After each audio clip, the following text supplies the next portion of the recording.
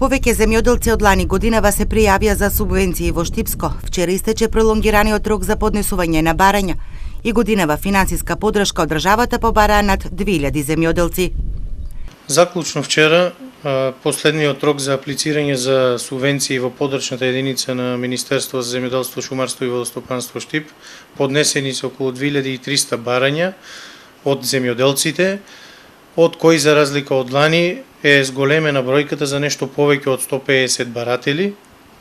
Најголем дел од барањата се за мерките во растителното производство на жита, индустријски и фуражни култури, зеленчук и производство на други ниски култури што влегуваат во оваа област, велат надлежните.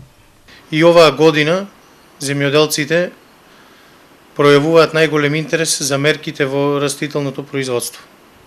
Од подрачната единица на Министерството за земјоделство во Штип потсетуваат дека рокот за доставување на барања за дополнителната субвенција од 3,5 и 4 денари за произведено и предадено млеко во регистрирани капацитети е до 15 јуни.